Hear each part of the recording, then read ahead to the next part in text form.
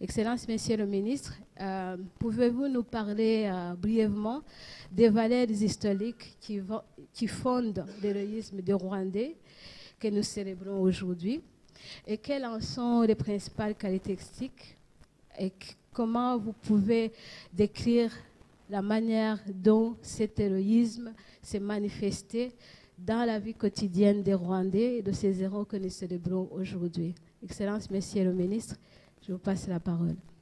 Merci beaucoup. Avant de répondre à vos questions, qu'il me soit d'abord permis d'adresser toutes mes salutations aux excellences, mesdames, messieurs les ambassadeurs, et aux amis du Rwanda, et à mes compatriotes qui sont ici dans la salle, et d'autres évidemment qui n'ont pas pu se déplacer ou venir ici pour différentes raisons, mais qui sont avec nous de cœur. Je vous adresse en tout cas mes grands remerciements pour l'organisation de cet important événement. Et il serait assez long de pouvoir répondre à la question qu'on me pose, mais je vais essayer. Je me réfère, comme on est à Dakar, à un auteur sénégalais, Cheikh Anta Diop, que j'aime bien. Quand j'étais jeune, je lisais ses écrits. Il y a un de ces extraits où il dit ceci: les intellectuels doivent se pencher sur le passé, non pas pour s'y complaire, mais pour y puiser des leçons. Ça veut dire que nous aussi, dans la culture rwandaise, mais aussi dans la culture africaine en général, nous aimons et nous nous référons souvent au passé qui a caractérisé nos aïeux, notre société, pour pouvoir voir les valeurs de ce passé afin de continuer à nous imprégner de ces mêmes valeurs. Il en est de même de toute culture. Il en est aussi de même pour la culture rwandaise. Dans la culture rwandaise, il y avait un code non écrit, un code oral, mais que les parents transmettaient à leurs enfants, un code de valeurs. J'ai essayé d'en relever quelques-unes. J'utiliserai les expressions rwandaises, mais aussi françaises. Il y a la valeur qu'on appelle ubutwari, courage ou héroïsme. Chaque fois qu'on éduquait un bébé, un tout jeune enfant qui commençait à parler, on l'apprenait justement qu'il faut être courageux dans la vie. Il faut être héroïque pour lui-même et pour la société. Ubutwari, déjà dès le jeune âge. Ces valeurs-là, les enfants les apprenaient, les répétaient, donc ça partait assez naturellement. La bravoure, ce qu'on appelle en Kinyarwanda ubugabo. Ce qu'on souhaitait à un enfant, à un petit, c'est de pouvoir être brave, de pouvoir s'autosuffire. Dire je te souhaite d'être umugabo. Et l'enfant grandissait avec cette perception, cette orientation, la bravoure. Et cela orientait finalement son être ultérieur. L'unité, ubumwe. L'unité était une valeur ancrée dans la culture rwandaise, dans la culture traditionnelle, et qui allait de pair avec la solidarité, ubufatanye. Tout à l'heure, je discutais avec des amis sénégalais qui sont allés au Rwanda. Ils me parlaient de la fête qu'on appelle Umuganura. Umuganura, c'était la journée du partage. On partage la moisson. Et on appelle la famille, l'entourage et les amis. Et on partage aussi avec les pauvres, ceux qui ont faim. Et les enfants apprenaient ça. La solidarité. Alors, le patriotisme est une autre valeur. Ishaka. Pour ceux qui comprennent la langue rwandaise. Ishaka. Et on donnait aussi des noms relatifs à ces valeurs-là. Il y a pas mal de gens qui s'appellent Munyeshaka ou bien Mukashaka pour des filles. C'est-à-dire, soit marqué par le patriotisme, par le courage dans ta vie. L'abnégation ou guitangé, ou le don de soi. La fraternité ou bouvandimwe est une notion, une valeur importante aussi de notre culture. Là, vraiment, j'en ai choisi quelques exemples comme ça par hasard.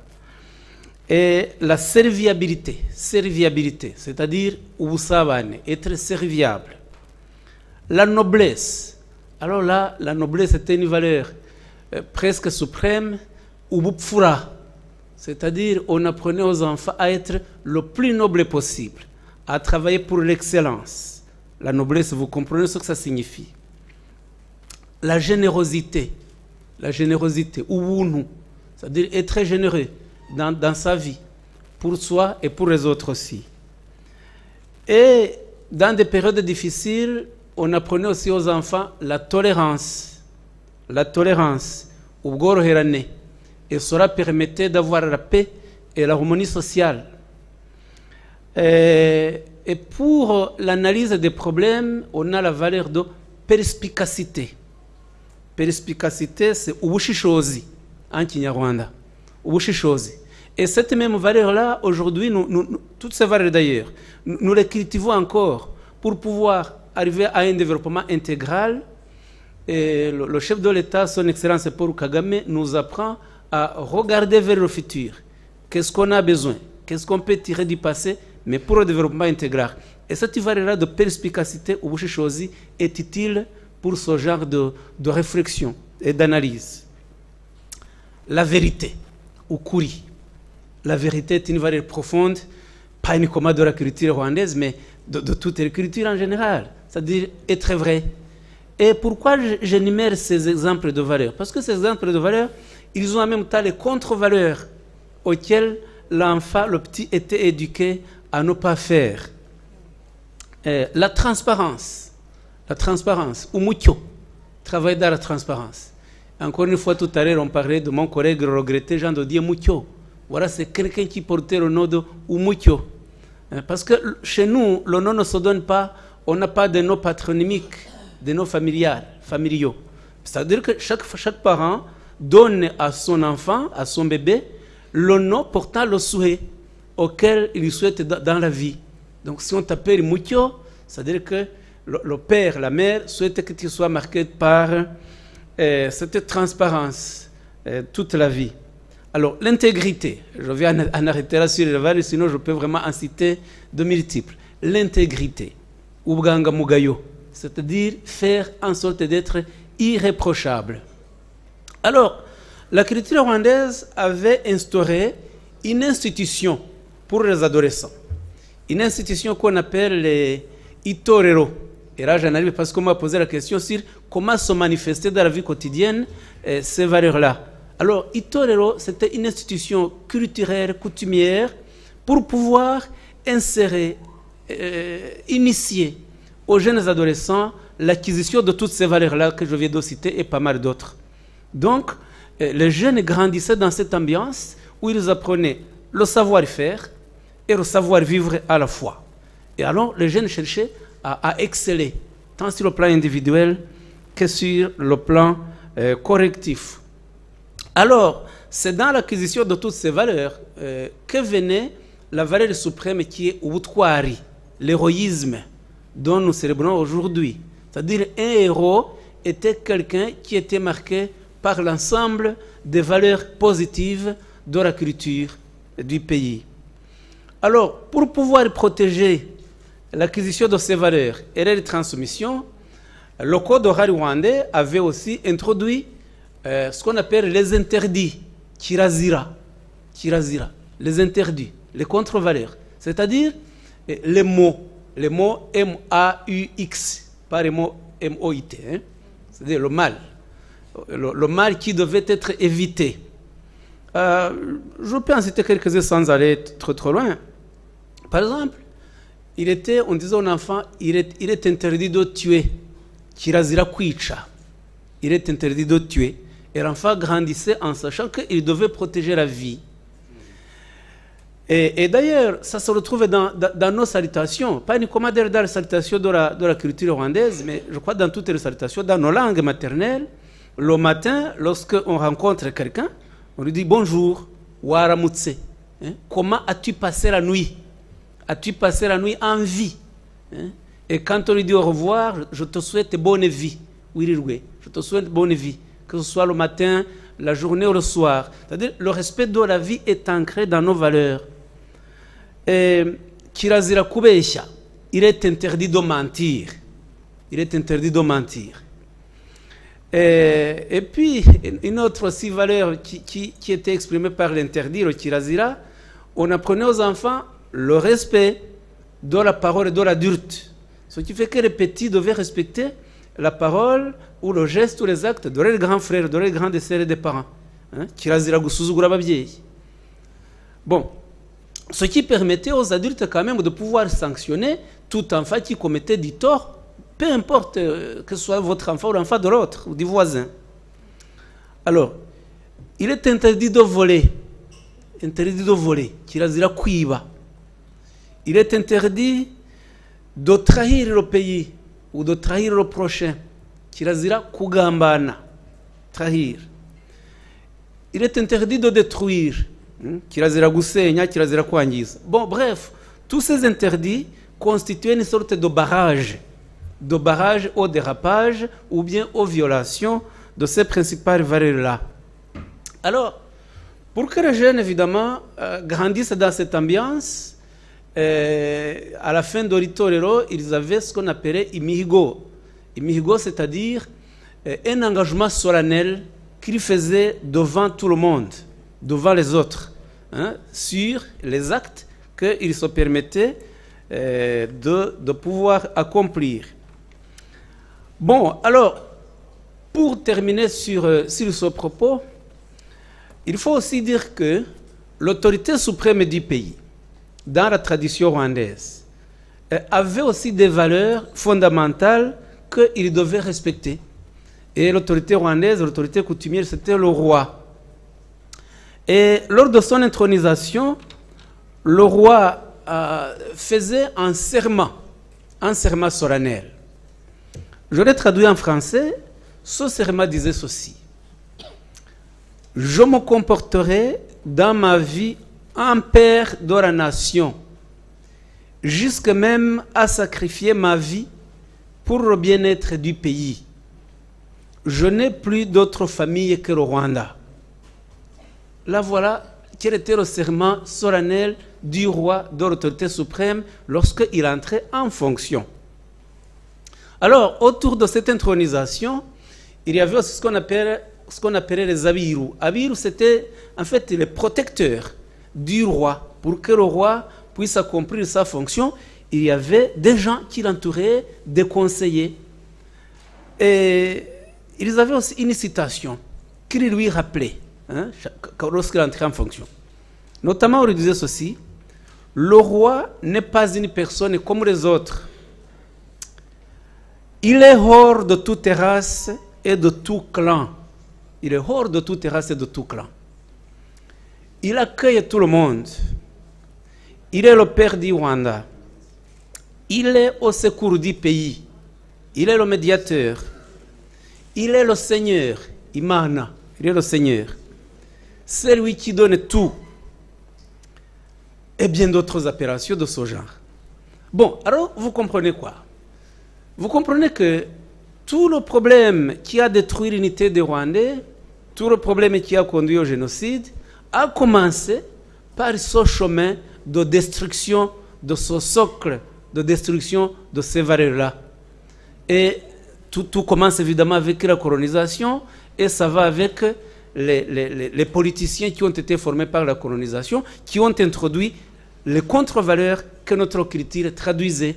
Et c'est cela qui a détruit totalement le pays. Et c'est ce genre de même fonctionnement qui détruit d'autres nations. Et une journée comme celle-ci a deux objectifs. La première, c'est de nous rappeler que toute société est fondée sur des valeurs culturelles, sur sa propre coutume. Et aucun pays ne peut se construire, se développer, être solide sans être basé sur ces mêmes valeurs-là. Et deuxièmement, ça nous apprend aussi que pour les jeunes, c'est pourquoi j'ai commencé par la citation de Cheikh Anta Diop. Les jeunes doivent voir qu'est-ce qui a fait le fondement de nos traditions qui ont quand même duré des siècles et des siècles. Nos traditions ont résisté à cela parce que il y avait des valeurs fondamentales qui permettaient à la société d'être solide. Et alors, le danger de détruire cette solidité est celle qui sème la désunion, celle qui brise l'unité. Et voilà, madame, pour introduire mon propos, je voudrais justement m'arrêter sur le passé du Rwanda, afin de voir, évidemment, tout à l'heure, on verra comment, dans la pratique quotidienne de la politique, des programmes éducatifs, des programmes de société, nous insérons nos valeurs dans la société post-génocide pour encore faire du Rwanda un État solide et pour de longues générations. Merci.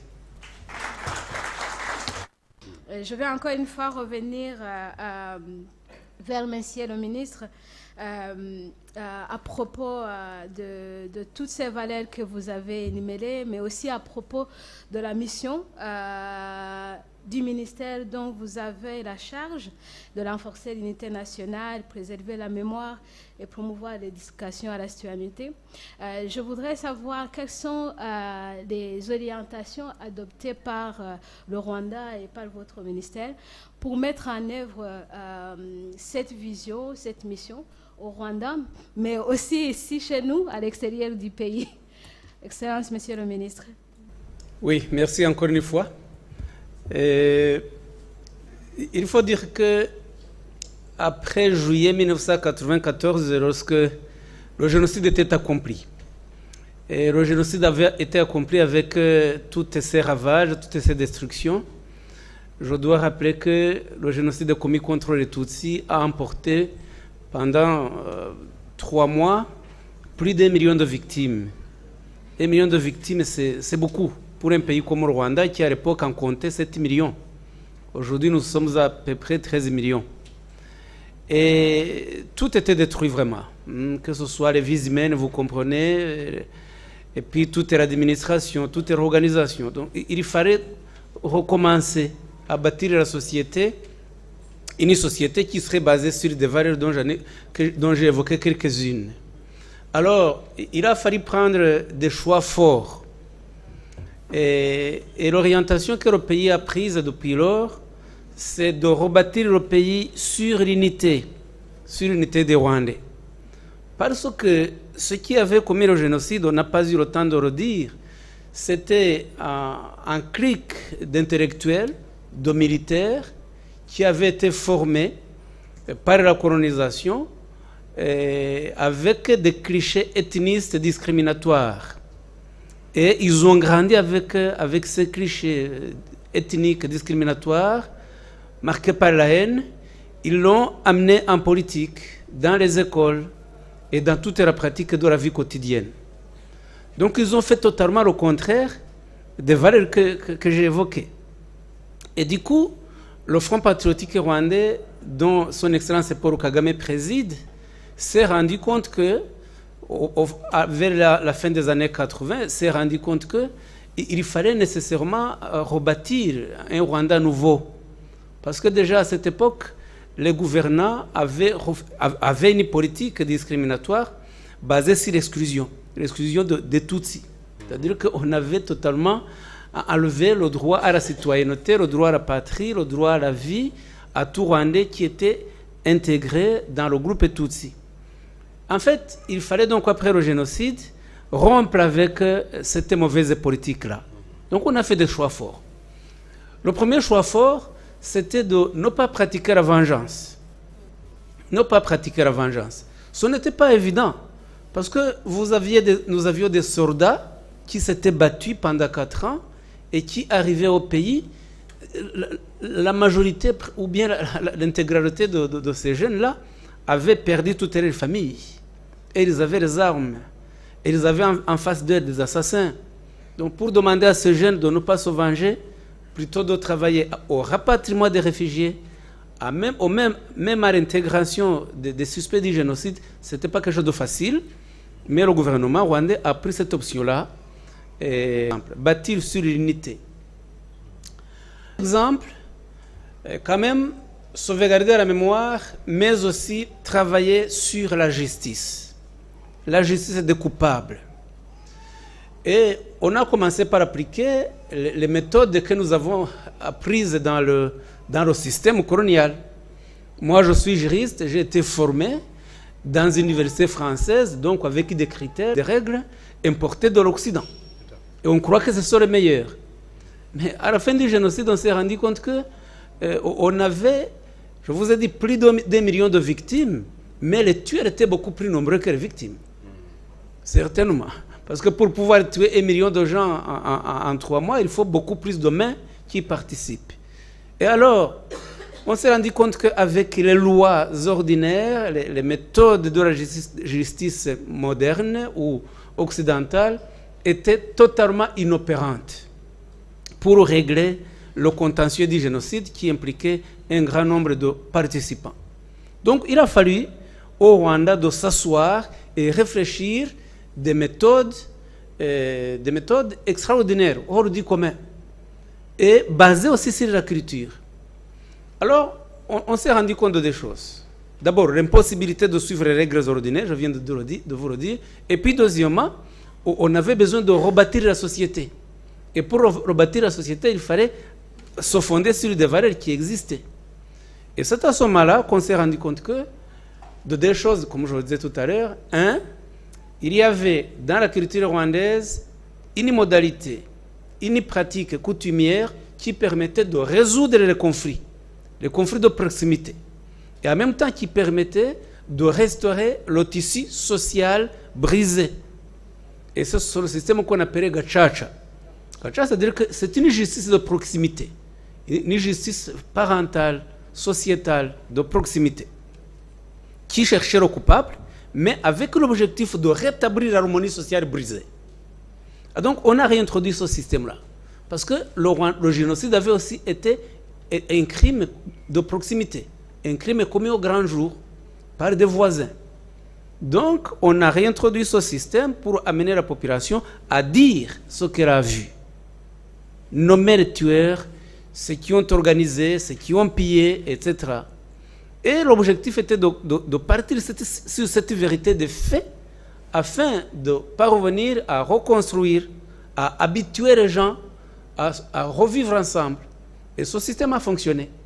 Ce système a fonctionné, même s'il n'a pas été parfait. Aucun système ne peut être parfait, notamment dans ce genre de circonstances. Mais du moins, le système Gacaca a permis de pouvoir libérer la parole, pouvoir nommer les faits, distinguer le coupable et l'innocent, afin de parvenir à faire vivre des gens dont les uns avaient tué les autres. Ceux qui ne connaissent pas notre réalité disent que les Rwandais se sont entretués. C'est faux. C'est faux. Il y a eu un groupe ethnique dont on a inculqué la mauvaise habitude de tuer. Donc, il y a un groupe qui a tué un autre. C'est ça la réalité. Donc, pour pouvoir amener les membres de ce groupe à revivre avec les victimes, il fallait ce choix fort dont je viens d'évoquer assez brièvement. Certaines ONG ont critiqué ce système Gacaca. À tort, totalement à tort. Parce qu'il était impossible dans ce système-là de pouvoir y amener des avocats comme on plaide dans nos cours et tribunaux. C'était impossible.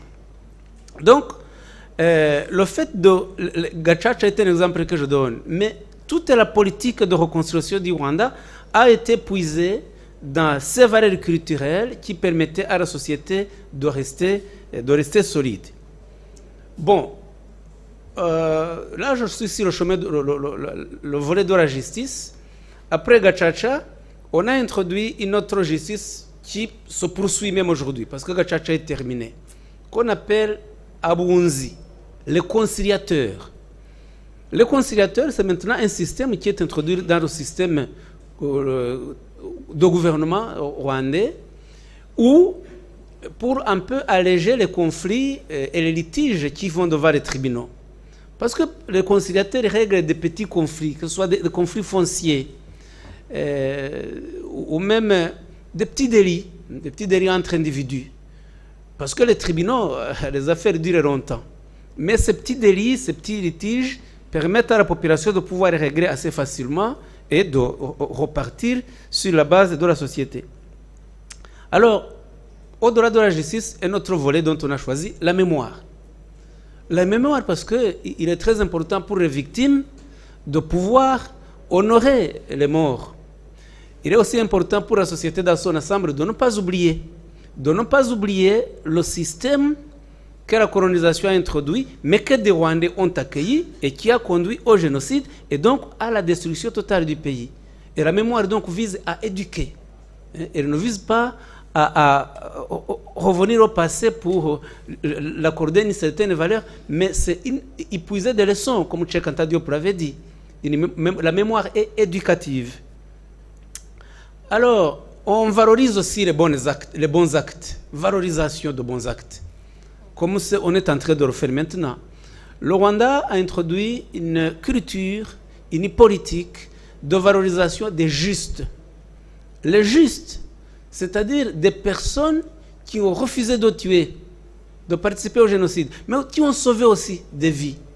S'il y a aujourd'hui au Rwanda des survivants du génocide, c'est qu'il y a eu des Hutus, malheureusement pas nombreux, mais qui se sont opposés au génocide et qui ont sauvé, qui ont caché au risque et au péril de leur vie, qui ont caché des Tutsis menacés d'extermination.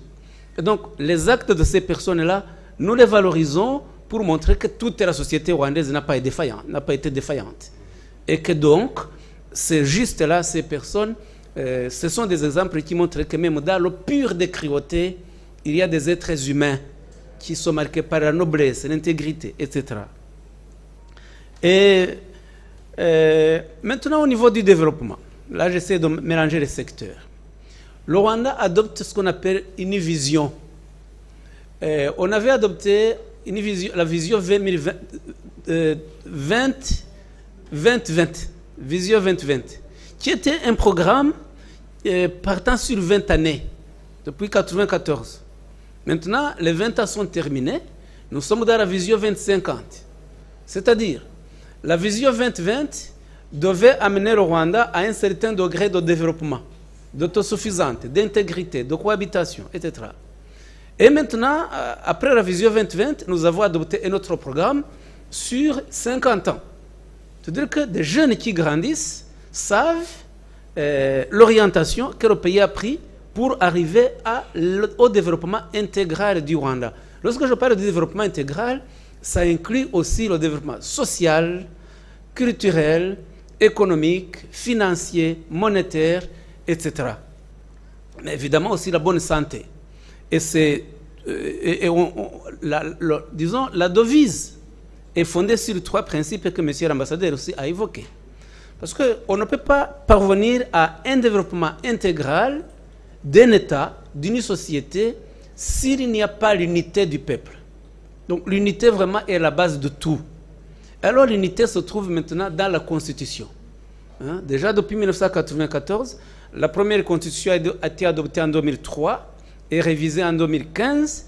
Le tout premier préambule rappelle ce principe que le pays doit se fonder sur les actes héroïques des fils et filles de la nation pour pouvoir revivre ensemble et développer le pays. Donc l'unité du peuple, l'unité des Rwandais. Et deuxièmement, la capacité d'analyse. La capacité d'analyse. C'est-à-dire quoi? C'est-à-dire pouvoir regarder le passé pour pouvoir chercher une orientation adaptée au contexte du pays. Parce que le type de développement, les choix qu'on va faire au Rwanda ne sont pas nécessairement les mêmes choix qu'on peut faire au Sénégal, même s'il y a des ressemblances. Donc les choix d'un État doivent s'adapter aux réalités contextuelles du pays et du moment. Et cela demande quand même un regard analytique et adapté à ce contexte. Et c'est pourquoi aussi, nous en discussions tout à l'heure avec des collègues ici, des amis, le principe de démocratie. Il ne peut pas y avoir une démocratie universelle. Il peut y avoir des principes universels, c'est vrai. Mais l'adaptation, l'intégration doit s'adapter au contexte local, coutumier de chaque pays, de chaque région. Et troisième élément, pour ne pas être très long, c'est quand même aussi le choix de continuer à lutter contre l'idéologie du génocide. Parce que la racine du crime qui a conduit à l'extermination des Tutsis en 1994 n'a pas totalement disparu. Et n'a pas totalement disparu dans le fait que les auteurs de cette politique, certains sont encore en vie. Et ceux qui sont encore en vie, c'était des cadres, c'était des universitaires, des intellectuels, des hauts cadres. La plupart sont partis au Rwanda, ils ne sont plus au Rwanda, mais ils continuent dans cette même idéologie à l'inculquer dans des pays, différents pays, à tromper l'opinion. Et donc à aussi diaboliser le gouvernement actuel qui construit le pays. Et nous assistons à ce genre de phénomène, ce genre de stéréotypes, ce genre de dérapage aujourd'hui et qui entraîne des conflits régionaux. Et donc, c'est souvent l'idéologie du génocide qui est à la base de ce genre de pratiques. Et il faut continuer à lutter contre ce phénomène. D'autant plus que le legs de la colonisation dans nos pays de la région des Grands Lacs a encore un impact fort, des conséquences. Parce que les frontières qui sont tracées actuellement, que nous avons, entre le Rwanda, le Burundi, la République démocratique du Congo, l'Ouganda, la Tanzanie, n'étaient pas les mêmes que celles qui existaient avant la conférence de Berlin. La conférence de Berlin qui a eu lieu en 1885. Le Rwanda était beaucoup plus grand. Ces territoires s'établissaient jusque dans des régions actuelles de la République démocratique du Congo et de l'Ouganda et de la Tanzanie. Et le Rwanda a été diminué. Et du coup, mais ce sont les mêmes peuples qui habitent ces endroits. Les mêmes peuples, les mêmes clans, les mêmes ethnies. Et donc, le problème que nous subissons actuellement avec des accusations infondées sur le Rwanda se base ont les ressources dans ce dérapage depuis la conférence de Berlin. Parce que le groupe Tutsi qui se trouve en République démocratique du Congo n'est pas accepté comme de vrais citoyens congolais. Alors que ce sont des citoyens congolais authentiques et légitimes. Donc vous voyez que ce passé-là continue quand même à avoir des conséquences aujourd'hui. Et puis, pour continuer mon propos, en 1994, lorsque les auteurs du génocide ont été défaits, ils se sont réfugiés au départ dans des pays voisins, avec l'aide de l'armée française. Et on a installé d'immenses camps à l'est de la République démocratique du Congo, à Goma et à Bukavu. Et c'est des camps qui abritaient évidemment des populations civiles, mais aussi le gouvernement et l'armée qui avaient commis le génocide et les milices. Et ces gens-là, la plupart d'entre eux sont encore là. Ils sont encore au Congo et ils continuent de s'aimer l'idéologie, de s'aimer le désordre, de s'aimer la haine, de s'aimer la mort.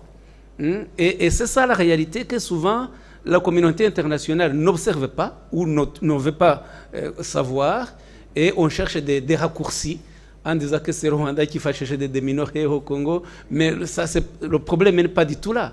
Le Rwanda n'a pas besoin de minorités congolais, le Rwanda a besoin de la paix et de la stabilité de tous ses voisins, et nous travaillons sur la cohabitation avec tous nos voisins.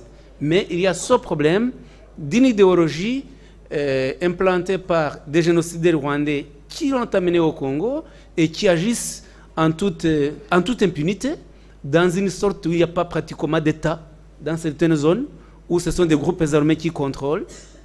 Et cela, évidemment, affecte le bien-être et la cohabitation des populations.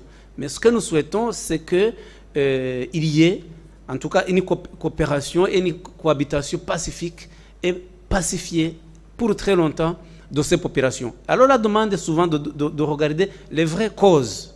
C'est pourquoi on appelle aussi de l'analyse. Il faut analyser les vraies causes des conflits, parce que si on n'analyse pas les vraies causes des conflits, on n'arrive pas non plus aux vraies solutions et aux solutions adaptées. Et donc l'idéologie du génocide est un problème récurrent et qui existe encore de nos jours, dans laquelle nous luttons.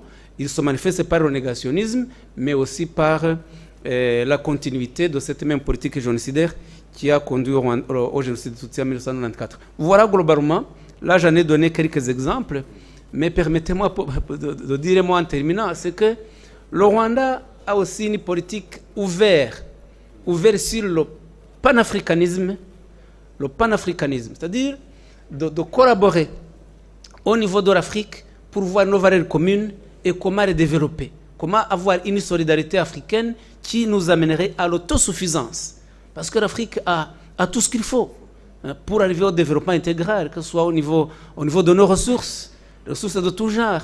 Mais on trouve une mauvaise gouvernance dans un certain nombre d'endroits, de mauvais dirigeants, et le panafricanisme a besoin, c'est une valeur qui doit être en tout cas inculquée à nos jeunes, aux jeunes gouvernants, pour y travailler ensemble. Et enfin, la prévention du génocide partout où il risque de se produire. Et c'est pourquoi le Rwanda, dans des situations de crise, envoie ses troupes militaires, police, pour partir évidemment de notre expérience, mais aussi pour rétablir la paix, là où elle est brisée. Et aussi pour prévenir le risque de génocide, là où on voit que ce risque risque de se produire. Et en même temps d'aider à reconstruire post-conflit. Et là, les militaires de l'armée rwandaise, de la police participent à plusieurs opérations, vraiment avec succès, je crois que vous le suivez bien, dans pas mal d'États où d'ailleurs la paix a été rétablie, comme au Libéria, en Côte d'Ivoire, en Haïti, au Soudan du Sud, à Mozambique. Là, notre expérience a servi et continuera toujours à servir. Donc nous sommes dans cette aussi politique d'ouverture, de panafricanisme et d'internationalisation de la paix. Merci.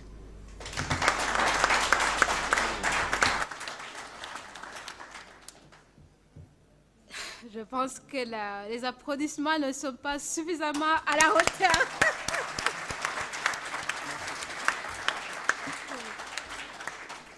Alors, je ne me permettrai pas de prendre le mot de la fée à une table occupée par ces excellentes personnalités, de par leur parcours, mais aussi de par ceux qui nous ont partagé. Je voudrais confier ce mot de la fin à deux personnes. D'abord, je voudrais demander à son Excellence, Monsieur le Ministre, qui est venu nous rendre visite, qui nous a partagé ses sagesses, de nous adresser un mot particulier en tant que diaspora rwandaise basée au Sénégal. Et enfin, je donnerai la parole à notre hôte du jour, son Excellence, Monsieur l'ambassadeur Jean-Pierre Karabaranga. Merci.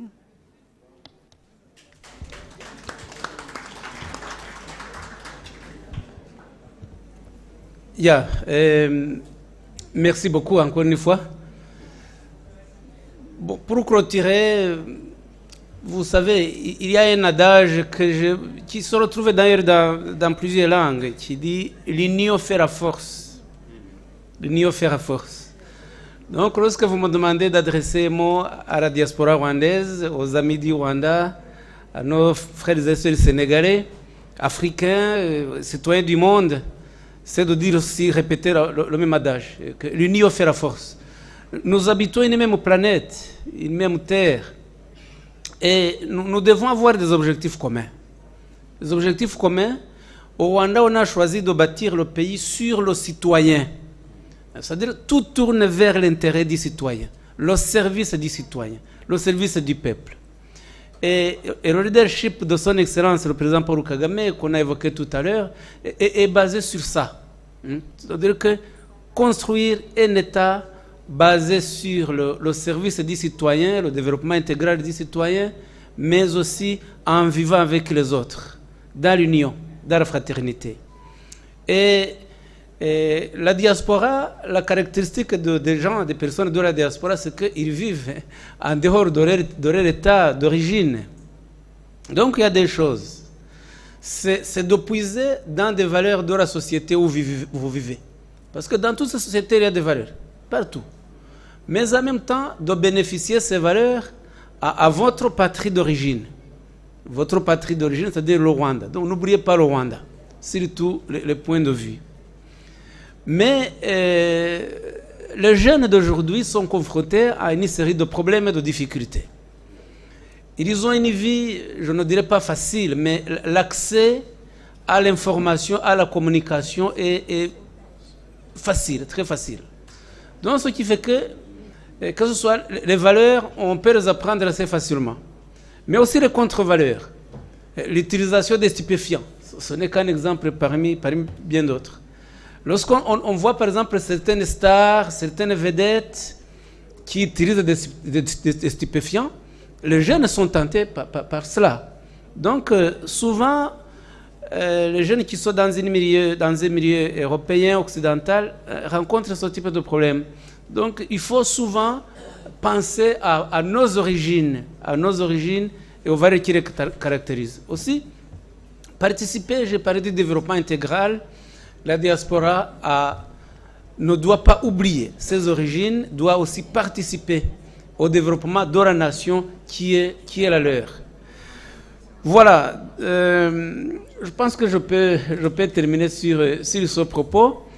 Et aussi la fraternité, c'est-à-dire que je suis heureux pour l'accueil que j'ai reçu à Dakar. J'ai fait un voyage très très long hier. J'ai fait une escale de plus de 7 heures à Lagos. Je suis arrivé usé, mais l'accueil que j'ai reçu ici, et surtout l'attente que j'avais, m'a permis de ne pas me sentir fatigué. Donc ça c'est pour dire que je serais aussi très heureux. Nous serions très heureux de vous accueillir aussi au Rwanda. C'est pourquoi d'ailleurs le Rwanda a aboli tout le système de visa pour les Africains. Donc les Africains viennent au Rwanda sans cette barrière de visa. Sans cette barrière de visa, parce que le visa nous divise, alors que nous sommes des frères et sœurs. Donc bienvenue au Rwanda, continuons à partager nos mêmes valeurs de fraternité et que la paix soit avec vous, comme on l'a dit bien d'autres. Merci. Beaucoup plus d'applaudissements, mesdames, messieurs, s'il vous plaît. Je voudrais que l'on sente la salle vibrer. Mais applaudissez plus fort que ça, s'il vous plaît. Mais plus fort pour le Rwanda. Plus fort pour l'ambassade du Rwanda au Sénégal.